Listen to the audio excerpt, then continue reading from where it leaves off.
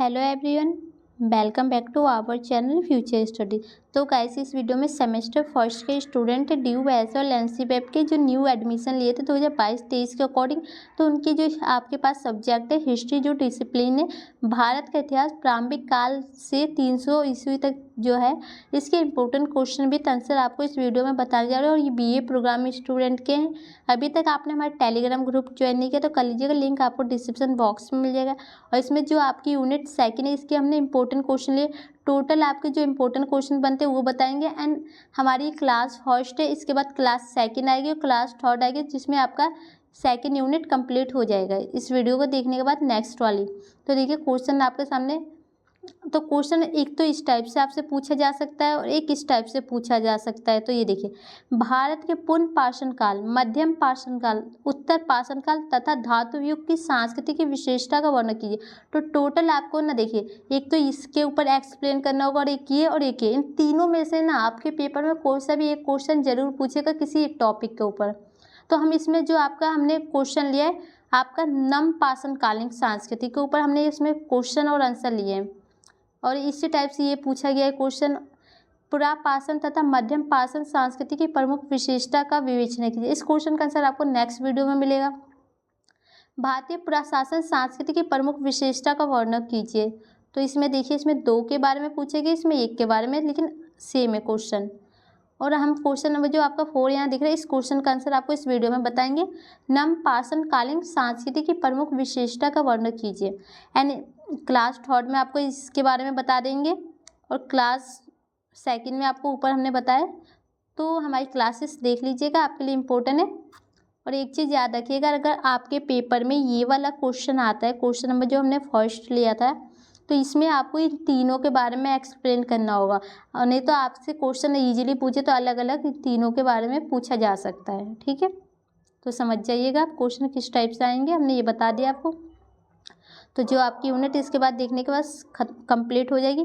तो देखिए, नम पाषाण काल की प्रमुख विशेषता, तो हम विशेषताएं आपको बताने जा रहे हैं। टोटल यहाँ पर हमने 17 पॉइंट लिए हैं। ठीक है, मेन पॉइंट जिसे कहते हैं, और बाकी हमने 5 पॉइंट को एक्सप्लेन किया है अच्छे से। तो आप अपने अकॉर्डिंग देख सकते हैं, ये काफ़ी अच्छे नोट्स है, आप इसे लिख सकते हैं, इसका स्क्रीनशॉट भी ले सकते हैं। तो आंसर देखिए, नम पाषाण काल की कृषि, जो ये इस काल में कृषि योग्य थी, मतलब खेती बाड़ी किए जाते थे उस टाइम। और देखिए, औजार बनाने की विशेष तकनीक, इसमें औजारों का निर्माण किया गया था, बनाया गया था उस टाइम। और औजारों का बनाया जाता था उपकरण, अन्य उपकरण भी किए जाते थे। क्वेश्चन 5 पॉइंट है आपका, नम पाषाण काल के काटने या बुनने की कला, तो मतलब जो कपड़ों को काटने बुनने, मतलब उसकी भी की जाती थी कला। और 6 पॉइंट है बर्तन निर्माण, मतलब मिट्टी के जो बर्तन होते हैं ना, उस पर डिजाइन बनाना अलग अलग तरीके से किया जाता था। और 7 है पशुपालन, मतलब पशुओं को पाला जाता था। उद्योग धंधे भी किए जाते थे और इनमें व्यापार भी किया जाता, आर्थिक व्यवस्था भी थी, श्रम विभाजन भी था। एंड स्थायी जीवन को प्रोत्साहित, मतलब एक जगह पर रुक के अपना जीवन यापन करने के लिए उसको प्रोत्साहित किया गया। नम पाषाण काल की सामाजिक व्यवस्था, यहाँ पर सामाजिक व्यवस्था भी थी, धर्म भी था, कला भी था, ज्ञान विज्ञान भी था। तो ये टोटल हमने 17 पॉइंट बताए। इसके ऊपर आप अच्छे से एक्सप्लेन कर सकते हैं इन सभी को, लेकिन हमने एक्सप्लेन किया है। तो यहाँ कुछ पॉइंट है वो देखिए। तो फर्स्ट यहाँ देखिए, नम पाषाण युग की विशेषता है। नम पाषाण युग की विशेषता यहाँ समझने में मदद करती है कि नम पाषाण कैसे काम करता है और इस अवधि में क्या अलग था जो लोगों से पहले नहीं देखा था। मतलब कि जो नए नए तरीके आते थे लोगों ने पहले नहीं देखा था, उसे आप देखेंगे इस काल में। तो सबसे पहला पॉइंट है आपको पशुओं को पालतू बनाना, मतलब वहाँ पर पशुओं को पाला जाता था। देखिए, ये आपका हेडिंग है, हेडिंग डाल के आपको एक्सप्लेन करना है तो अच्छे नंबर मिलते हैं इस टाइप से। इस काल में पशुओं का पहला सफल और लाभकारी पालना शुरू किया गया। पशुओं को पालतू बनाना बहुत उपयोगी था। वे न केवल खाने के लिए बल्कि किसी के लिए भी थे। इस अवधि में शुरू होने वाले कुछ सबसे आम और लोकप्रिय पशुपालन कुत्ते, बकरी, खरगोश और मवेशियाँ थे। तो वहाँ पर जो पशुओं को पालतू बनाने की ज़रूरत पड़ी, क्योंकि एक तो अपनी खेती बाड़ी में उनकी उपयोग की जाती थी और प्लस उन्हें अपने खाने के लिए भी जो मांसाहारी खाना होता है उसके अकॉर्डिंग। तो सबसे पहले जो लोकप्रिय वहाँ के पशु थे वो कौन से थे? तो कुत्ते थे, डॉगी, एंड बकरी थी, खरगोश थे, मवेशियाँ थे। ठीक है।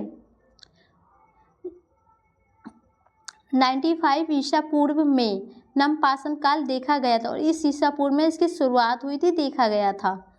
जानवरों को पालतू बनाने से खेती करने, बीज बोने और महत्वपूर्ण पौधे को उगाने की प्रक्रिया में मदद मिली। जानवर ने अनाज, फलियां और सब्जियां उगाने में मदद की। तो जानवरों से उनकी मदद हुई, उनकी खेती बाड़ी को आगे मिला, प्रोत्साहित मिला।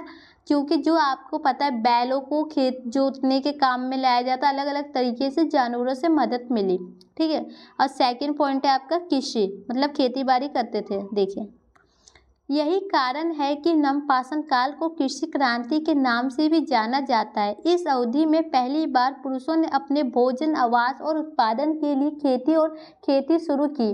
तो जो पुरुष थे वहाँ के, उन्होंने अपने उत्पादन के लिए, अपने जो आवास कहते हैं रहने के लिए और भोजन के लिए, अलग अलग तरीके अपनी ज़रूरत के लिए ना उन्होंने खेती करना शुरू की।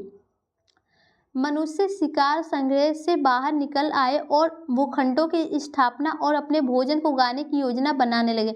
और जो मनुष्य थे ना, जो आपको पता है कि एक देश से दूसरे देश में जो कहते हैं घुमक्कर होते हैं, जो चरावाय, वो सब खत्म हो गए और वो एक स्थायी जगह खोजने लगे कि हमें इसी जगह पर रहकर अपना भोजन, अपना उत्पादन सब कुछ प्राप्त करना है। तो उन्होंने जो भोजन को उगाने की योजना बनाने लगे थे, जिसमें थे कृषि के लिए रोटी, जौ, गेहूँ, मसूर बोए गए उगाए जाते थे। तो उनके जो कृषि में खेती किसकी होती थी? रोटी की होती थी, जौ, गेहूँ, मसूर, ये सब को बोया उगाया जाता था। कृषि की शुरुआत का मतलब था कि मानव जाति आखिरकार बसने और एक स्थिर जीवन शैली के लिए तैयार थी। मतलब अपने कृषि से करके वो एक जगह टिकने के लिए तैयार थी और अपनी जीवन शैली को बढ़ाने के लिए दैनिक शिकार और इकट्ठा करना और खानाबदोश जीवन जीना इस तरह पर अधिक पसंद नहीं किया जा सकता था। और जो उस काल में ना ये वाली कला पसंद नहीं की जा सकती थी, मतलब कि एक जगह से दूसरी जगह अपने भोजन के लिए जाए, अपने ज़रूरत की चीज़ों के लिए भटकते रहे पूरे मोहल्ले में। ठीक है। तो आपको ये समझ आ ही गया होगा। पत्थर के औजार, और वहाँ पर उस टाइम में औजार बनाने का निर्माण शुरू हो गया, जिससे कि खेती में के औजार बनाए जाते थे, हल, अलग अलग टाइप के। देखिए, तब पत्थर के औजार हमेशा प्रयोग में आते थे। पहले के समय में उपकरण अच्छी तरह से निर्मित नहीं होते थे, लेकिन इस नवपाषाण युग में जबकि एक पत्थर का उपयोग अभी भी उपकरण बनाने के लिए किया जाता था, तो ये नवपाषाण काल में पत्थर का उपयोग लोकप्रिय हो गया था और उसका उपयोग ज़्यादातर किया जाता था औजार बनाने में। ठीक है। इसे उसी तरह नहीं बनाया गया था। यह इस अवस्था में पुरुषों ने नई उपकरणों का बेहतर उपयोग करना और मॉडल बनाना सीखा। पत्थर के उपकरण अधिक परिष्कृत, आसान, तेज और विश्वसनीय निकले हैं। इस अवधि में हाथ की कुल्हाड़ियों का चलना कम हो गया। इस चरण में पुरुषों ने उपकरण परियोजनाओं के लिए इस्तेमाल किया हुए तीर, भाले और हथियार के लिए नुकीली वस्तुएं बनाने में भी कामयाब रहे। तो जो उन्होंने मॉडल बनाया और अलग अलग तरीके से उन्होंने अपने औजार बनाने सीख लिए थे, और जो नोकीले होते थे, वस्तुएं होती थी जिनसे उनकी खेती बाड़ी, उस खेत को जोतना, खोदना, वो सब आसानी से कर सकते थे। और ये जो कुल्हाड़ी होती है, इनकी वैल्यू कम हो चुकी थी जब ये नए नए औजारों का निर्माण पुरुष ने कर लिया। नेक्स्ट पॉइंट है मिट्टी के बर्तन बनाना। इस युग में शुरू हुई एक और अनोखी रचनात्मक मिट्टी के बर्तन बनाना थी। मिट्टी के बर्तन बनाने की कला का उपयोग धार्मिक के साथ साथ आर्थिक उद्देश्य के लिए भी किया जाता था। तो धार्मिक तो हो गया जैसे कि पूजा पाठ के लिए, और आर्थिक हो गया मतलब पैसे कमाने के लिए, उसे बेच के हम अलग अलग तरीके से अपनी ज़रूरतें पूरा कर सकते हैं। पुरातात्विकों को मिट्टी के बर्तन बनाने के नवपाषाण काल की मात्रा में कलाकृतियाँ मिली। हालांकि डिजाइन बुनियादी थे, मिट्टी के बर्तन के उत्पादन उस स्तर पर पुरुषों के लिए बहुत उपयोगी साबित हुए और जो मिट्टी के बर्तन बनते थे उनके लिए बहुत ज़्यादा ज़रूरी हो गए और अच्छे साबित हुए उनकी ज़रूरत के अकॉर्डिंग। अब इसका जो निष्कर्ष आपका देखिए क्या निकलता है। नमपाषाण युग एक छोटी अवधि का था, लेकिन इसने मानव जाति के इतिहास में सभी प्रमुख विकास परिवर्तनों को देखा है। नमपाषाण चरण हमें इस बारे में एक विचार देता है कि पुरुषों ने कृषि कैसे शुरू की। तो जो नमपाषाण काल के अकॉर्डिंग आपको पता चल गया इस काल में कि पुरुषों ने खेती कैसे शुरू की और औजारों का निर्माण कैसे किया, बर्तनों का निर्माण कैसे किया और व्यापार अपना करते थे। अलग अलग आपको 17 पॉइंट पता है, उसके अकॉर्डिंग आप और भी बना के अच्छे पॉइंट लिख सकते हैं। क्यों और कैसे वे एक स्थिर आवास और जीवन के लिए बस गए, मतलब एक जगह अपना बस गए जीवन के लिए। नमपाषाण काल इसलिए भी विशेष था क्योंकि गाय, बकरी, भेड़ जैसे उपयोगित पशुओं को पालतू बनाने की शुरुआत हुई और वहाँ पर पशुओं का भी पालतू बनाया जाने लगा। इस चरण में पत्थर के औजारों को अलविदा भी देखा गया और जो पत्थर के औजार थे उनको अलविदा मतलब उनको बाय बाय कर दिया, टाटा कर दिया कि अब इनकी ज़रूरत नहीं है। और नए नए जो खुचीले होते हैं, भाले होते हैं और तीर हुक के साथ औजारों हथियारों का स्वागत किया गया, इनको अपनाया गया और इनको स्वागत किया गया। विकास कैसे दिखना चाहिए इसका सही अवतरण मंच था।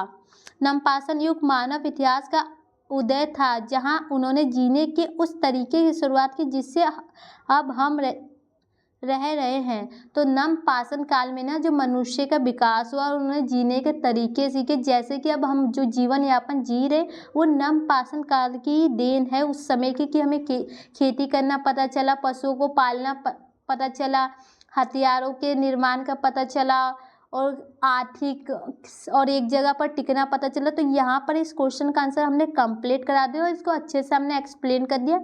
बाकी आप 1 से 2 बार वीडियो देख के अच्छे से और समझ सकते हैं। नेक्स्ट क्लास सेकंड में आपको इस क्वेश्चन का आंसर मिल जाएगा। भारत के उत्तर पाषाणकालीन संस्कृति की विशेषता का वर्णन करें। तो इस क्वेश्चन का आंसर आपको बता देंगे, अच्छे पॉइंट हमने यहाँ पर लिख रखे हैं नेक्स्ट वीडियो में। तो वीडियो अच्छी लगे तो लाइक शेयर जरूर कीजिएगा। हमारे टेलीग्राम ग्रुप ज्वाइन कर लीजिए, अभी तक आपने हमारे व्हाट्सएप ग्रुप ज्वाइन नहीं है तो कर लीजिएगा, लिंक आपको डिस्क्रिप्शन बॉक्स में मिल जाएगा। हैंड क्लास थर्ड में आपको इस क्वेश्चन का आंसर हम आपको बताएंगे। देखिए, मध्य पाषाणकालीन संस्कृति की प्रमुख विशेषता। और एक चीज़ याद रखिएगा, अगर आपके पेपर में किसी भी टाइप से क्वेश्चन पूछे, अगर आपसे ये पूछा जाए नमपाषाण काल, मध्यम पाषाण काल या उत्तर पाषाण काल, तो आप कोई सा भी क्वेश्चन का आंसर पूछना, आप यही आंसर लिखेंगे ना, जब भी आपको मार्क्स मिल जाएंगे। ये ना सोचिएगा कि वहाँ पर विशेषता नहीं पूछी गई है तो उसकी रचना पूछी गई है या कुछ भी पूछा गया। अगर आप ये भी आंसर लिखते हैं तो आपको अच्छे नंबर मिल सकते हैं। तो वीडियो को शेयर कीजिए। Thank you.